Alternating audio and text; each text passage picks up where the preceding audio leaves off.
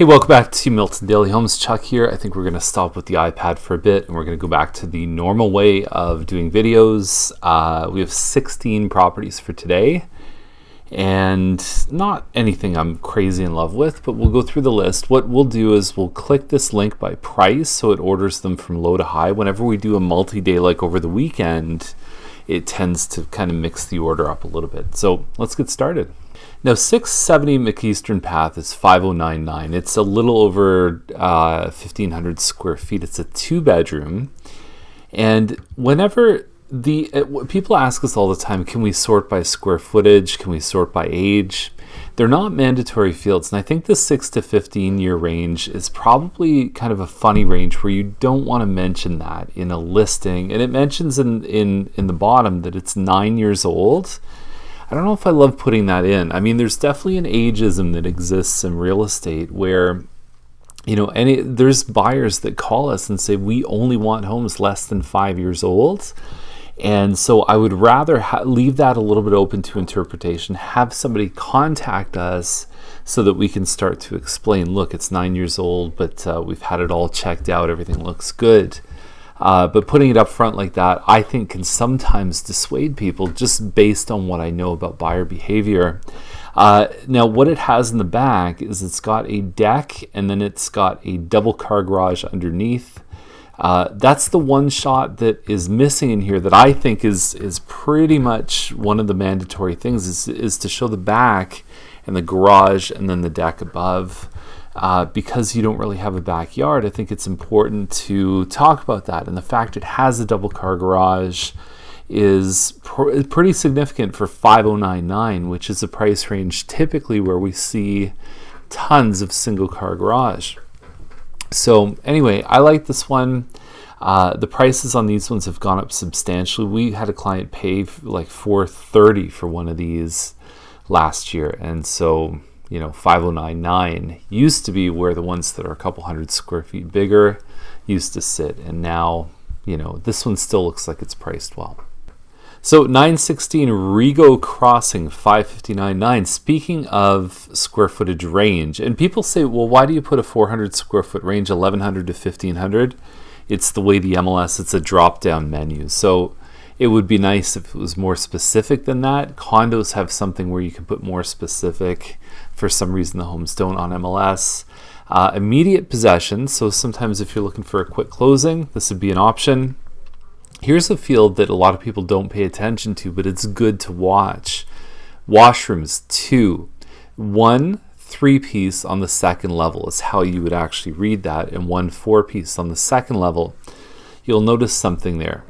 There's no main floor powder room. So this home is 1156 square feet, if memory serves correct. It's got nice finishes, but that's it. You have a front entrance, you've got stairs upstairs, you have a family room and a kitchen. That's all. So if you have guests over, they're going to have to walk upstairs and use the bathroom. And I know that's what we call first world problems, but it's also something that some people may walk in and that's one of those things where they may not even realize it until after they move in. They say, wait a sec, we don't have a powder room.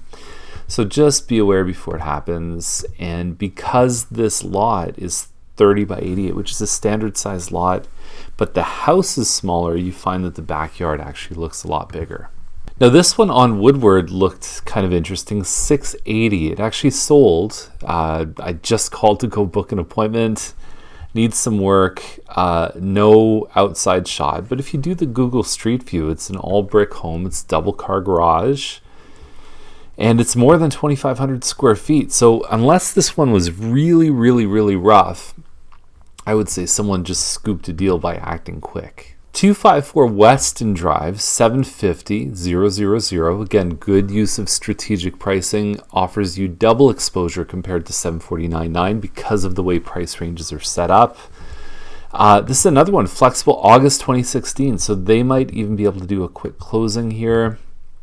I think I sold this home years ago, actually. It's hard to tell with all the furniture and everything else. The one problem I have is a Green Park home. And it's like 21 something square feet. I wish that Green Park built the cabinets higher. There's a huge gap between the ceiling and the top of the cabinet here.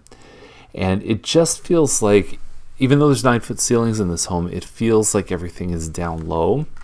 And I think in a kitchen to have that expansive, this actually shows you a little bit better how much space there is between the ceiling and the cabinets. It would be nice, even if they charged a few $1,000s more. I think the impression difference is huge. It's not unfixable, but it would be nice if it's there. And it's kind of a trademark thing for Green Park.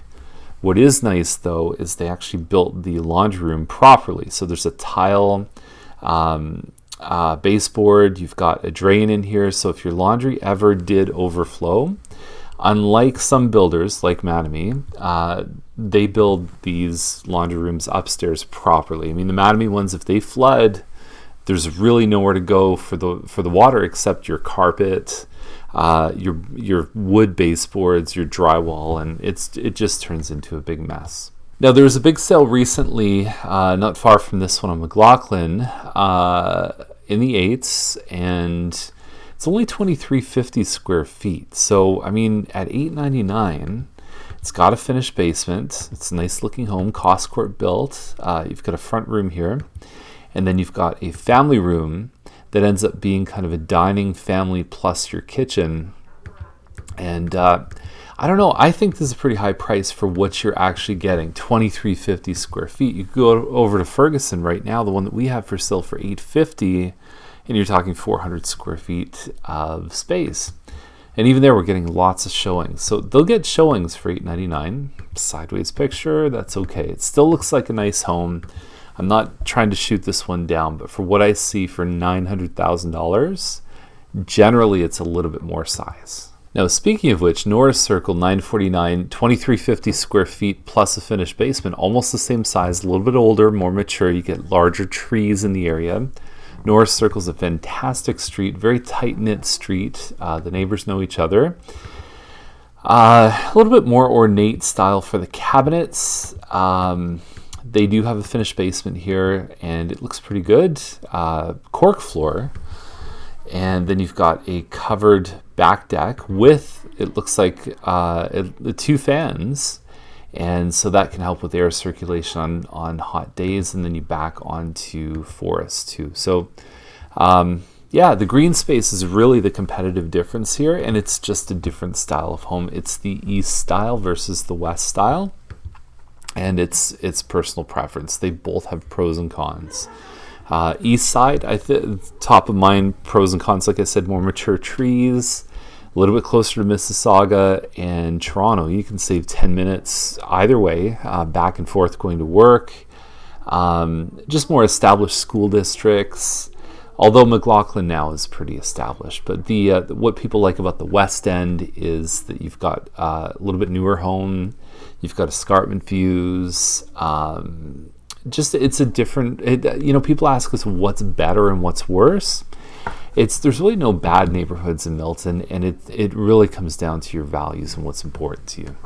Okay, so that's the list. There's one for $2.8 million. That's good eye candy. You can have a look at that one. 2.9, actually, almost 5,000 less than 2.9.